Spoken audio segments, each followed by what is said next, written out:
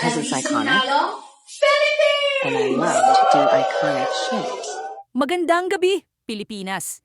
Isang gabi ng pag-asa at pagpapakita ng pambansang suporta ang naganap sa Grand Send-Off Party ng ating Miss Universe Philippines 2020 5B. Ati sa Manalo, bitbit ang pangarap ng bansa, handa na siyang lumipad patungong Thailand para sa Miss Universe ngayong taon. Handa na ba tayong sumigaw ng Laban Atisa?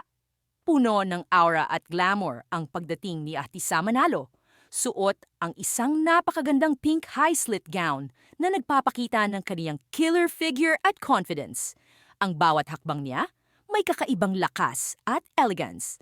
Ang kaniyang signature pasarela ay nagmistulang preview ng magiging performance niya sa Miss Universe stage. Ang kaniyang doll-like features na pinaganda pa ng impeccable hair and makeup ay talaga namang lalong nagpaangat sa kaniya. Hindi maikakaila, handang-handa na ang ating reyna. Pero higit pa sa ganda at damit, ang pinakasentro ng gabi ay ang bayanihan spirit ng kaniyang fans at supporters. Sa lahat ng sulok ng event, kitang-kita ang pagmamahal at suporta mula sa kaniyang pamilya, kaibigan, at lalo na sa kaniyang loyal fanbase. Sa kaniyang naging message sa harap ng podium, naging emosyonal si Atisa habang nagpapasalamat. Ngunit agad itong pinalitan ng fierce fighting spirit. Marami na tayong pinagdaanan, pero lahat ng ito para sa bansa. Sabi ko noon, I will fight. At ngayon, aalis ako dala-dala ang buong Pilipinas. Ia-apply ko lahat ng natutunan ko. Mag-uwi tayo ng corona. Isang mensaheng nagpapaalala sa lahat ng kaniyang pinagdaanan, lalo na ang kaniyang second chance sa national stage.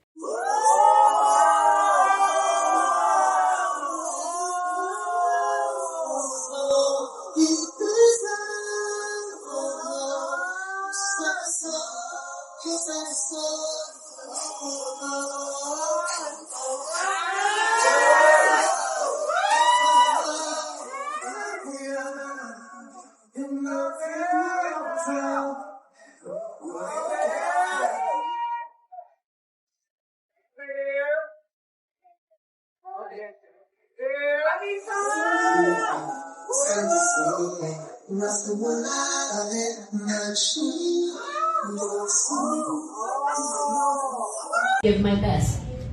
That is my assurance to everyone. I will fight. It doesn't matter if I'm tired or I haven't had sleep. I will fight. I will give you the best.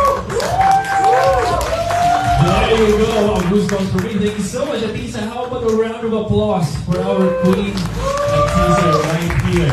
I know all of you are excited to ask her your personal. Ang kaniyang journey of perseverance ay isa ng inspirasyon. Isang patunay na ang pangarap at tiyaga ang susi sa tagumpay. Ang Miss Universe 2025 ay gaganapin sa Nobyembre sa Thailand at handang-handa na ang ating pambato base sa kaniyang performance at sa ipinakita niyang dedikasyon sa kaniyang send-off. Mas lalo tayong naniniwala na darating na ang ating 5th Miss Universe crown.